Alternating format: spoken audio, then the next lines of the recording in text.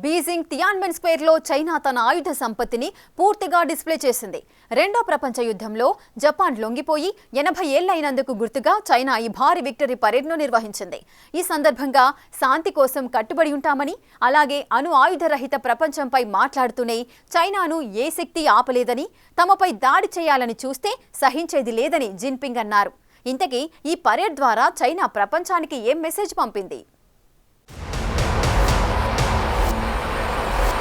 ఒక్కసారి ఈ సీన్ చూడండి.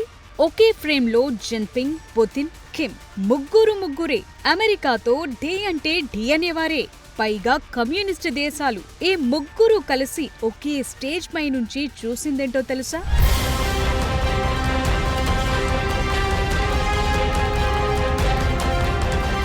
అదే ఇది. సెప్టెంబర్ 3న చైనీస్ మిలిటరీ పరేడ్ ఫుల్ డిస్ప్లేను చూశారు. గత 66 ఏళ్లలో ఓ నార్త్ కొరియా అధ్యక్షుడు చైనా మిలిటరీ పరేడ్ కు రావటం ఇదే తొలిసారి. పైగా కిమ్ తన కూతురితో వచ్చాడు. అయితే ఆమె కనిపించలేదు. తన ఆయుధ బలగాన్ని యావత్ ప్రపంచానికి చూపించింది డ్రాగన్. సైనిక ఆధునికీకరణ, గ్లోబల్ సూపర్ పవర్ గా తన సత్తా ఏంటో చాటింది. గాలి, నీరు, నేల, అంతరిక్షం ఇలా ఎక్కడైనా దూసుకెళతాం, ఎవరినైనా ఢీకొడతాం అన్నట్లుగా మిలిటరీ పరేడ్ సాగింది. చైనా దగ్గర ఇన్ని రకాల డిఫెన్స్ ఎక్విప్మెంట్ ఉందా అని చాలా దేశాలనుకున్నాయి. 1950 తరువాత ఆధునిక కాలంలో చైనా ఒక పెద్ద యుద్ధం కూడా చేయలేదు. కానీ ఇవన్నిటినీ ఒక్కొక్కటిగా పోగేసుకుంది. రెండో ప్రపంచ యుద్ధంలో జపాన్ లొంగిపోయి 80 ఏళ్లైనందుకు గుర్తుగా ఈ పరేడ్ నిర్వహించింది. ఒకరు కాదు, ఇద్దరు కాదు, ఏకంగా 26 దేశాధినేతలు ఈ పరేడ్ లో పాల్గొన్నారు. షెహబాజ్ షరీఫ్, ఆసిమ్ మునీర్ కూడా ఈ పరేడ్ కు వెళ్లారు. చైనీస్ వెపన్ సిస్టమ్స్ లో ఇన్ని వెరైటీలున్నాయా అని లెక్క పెట్టేందుకు కూడా టైం సరిపోదు. అంతలా డ్రాగన్ చైనా డిఫెన్స్ ఎక్విప్మెంట్స్ ను పోగేసుకుంది. ఇప్పుడు కొన్ని స్పెషల్ వెపన్స్ ను చూద్దాం.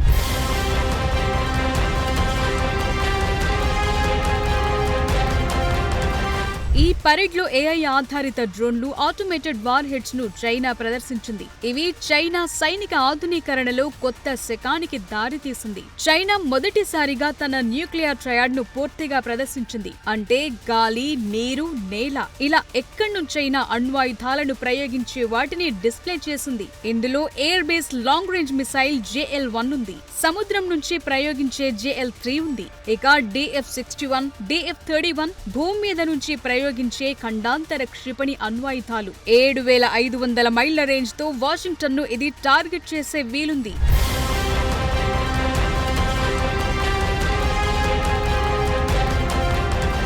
TF-5C అణుక్షిపణి. దీనికి 13,000 కిలోమీటర్ల రేంజ్ ఉంది. ఇది హిరోషిమాపై వేసిన అణుబాంబు కంటే 200 రెట్లు పవర్ఫుల్. పరేడ్ లో ఇంకా YJ-15, YJ-17, YJ-19, YJ-20 hypersonic anti ship క్షిపణుల్ని ప్రదర్శించింది. ఇవి అమెరికన్ ఎయిర్ క్రాఫ్ట్ క్యారియర్లను లక్ష్యంగా చేసుకునేవి అంటున్నారు. ఈ క్షిపణులను చైనా క్యారియర్ కిల్లర్స్ గా పిలుస్తోంది. ఎందుకంటే ఇవి American navy anti missile defence వ్యవస్థలను ఛేదిస్తాయంటున్నారు. ఇక ఈ 4 కళ్ల రోబోలు టైం పాస్వి కావు. 70 కిలోల బరువుండే ఈ రోబో డాగ్లు శత్రు స్థావరాల దగ్గరకు వెళ్లటం, రియల్ టైం ఫుటేజ్ అందించటం, కష్టమైన భూభాగాల్లోకి సామాగ్రిని తీసుకెళ్లటం, అటాక్స్ చేయటం వంటి స్పెషాలిటీస్ ఉన్నాయి.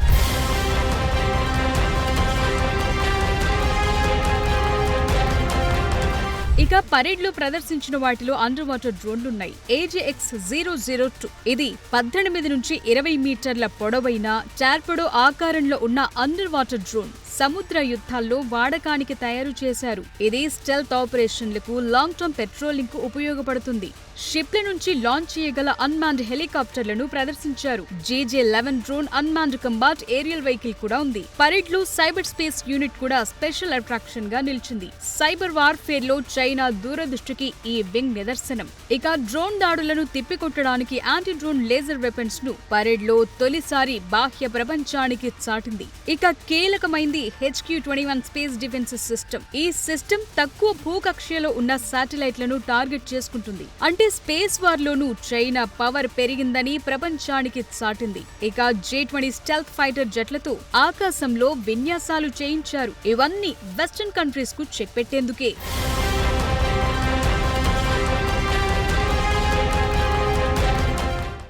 అమెరికాను సవాల్ చేసేలా చైనా ఆయుధ సంపత్తి పెంచుకుంది. అంతా లేటెస్ట్ వెపన్ సిస్టమే. ఇటీవలి కాలంలో ఒక్క యుద్ధం చేయకపోయినా అడ్వాన్స్డ్ డిఫెన్స్ ఎక్విప్మెంట్ అందిపుచ్చుకుంది. అమెరికాకు సవాల్ విసురుతోంది. ఈ డ్రాగన్ మిలిటరీ పరేడ్ చూసిన అమెరికా అధ్యక్షుడు Trump China, Russia, north Korea కలిసి యుఎస్కు వ్యతిరేకంగా కుట్ర చేస్తున్నాయని ఆరోపించారు. ఇంతకీ డిఫెన్స్ సెక్టార్లో అమెరికాను చైనా దాటిపోయిందా? అదే ట్రంప్ భయమా?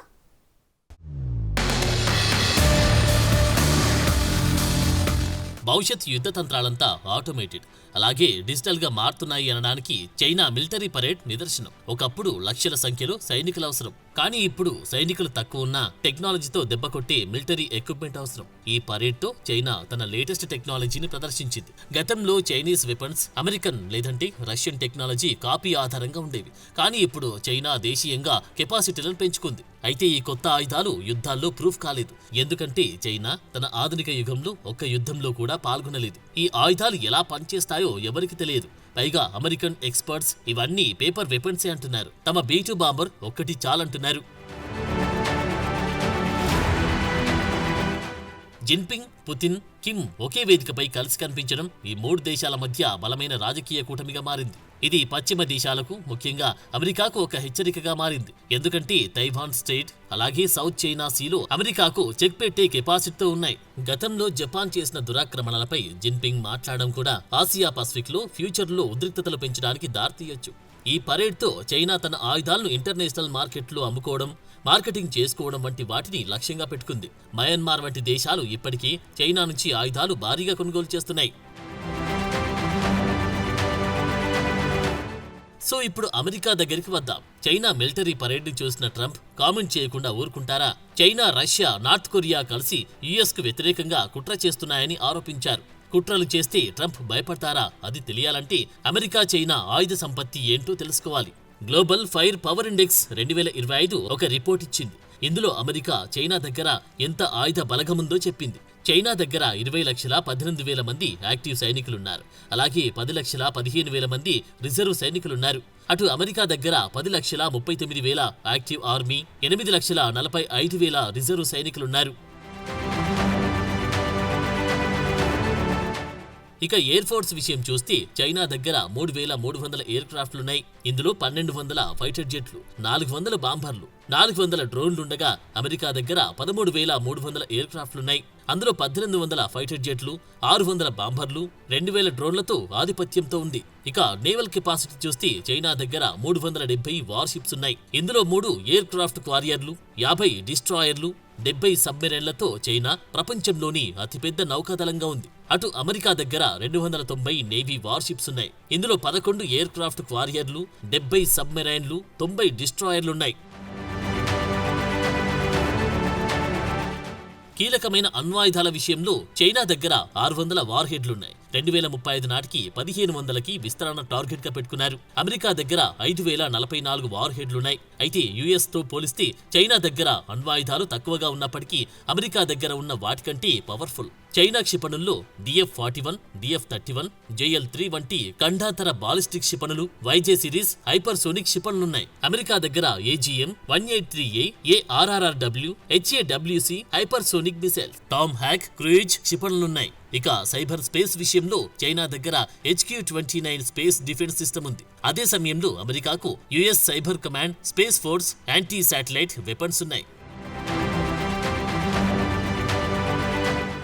రోబోటిక్ డిఫెన్స్ ఎక్విప్మెంట్ లో చైనాకు రోబోట్ వోల్వ్స్ ఉన్నాయి. GJ-11 డ్రోన్లు, అండర్ వాటర్ డ్రోన్లతో సత్తా పెంచుకుంటుండగా అమెరికా దగ్గర MQ-9 Reaper, RQ-4 Global Hawk, HQ-58A డ్రోన్లున్నాయి. సో ఎవరు ఎక్కడ తగ్గడం లేదు. అయితే America China defence equipments war స్ట్రాటజీలో కొన్ని తేడాలున్నాయి. అమెరికన్ ఫైటర్ జెట్లు F-22, F-35 లాంటివి యుద్ధాల్లో పరీక్షించారు, సాంకేతికంగా అడ్వాన్స్డ్. అయితే చైనా J-20 రోబోట్ డాగ్స్ కొత్త ఆవిష్కరణలు, వీటిని యుద్ధాల్లో పరీక్షించలేదు. చైనా హైపర్సోనిక్ క్షిపణుల్లో ముందంజలో ఉంది. అయితే అమెరికా వేగంగా ఆ గ్యాప్ను తగ్గించుకుంటోంది. అటు అమెరికాలో 750కి పైగా విదేశీ సైనిక స్థావరాలను కలిగి ఉంది.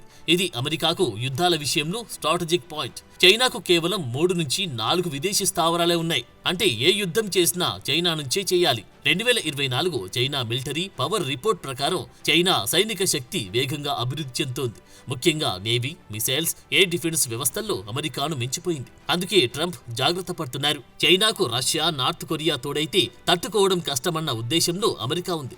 అందుకే ఈ ముగ్గురు కలిసి కుట్రలు చేస్తున్నారని ఆరోపిస్తున్నారు.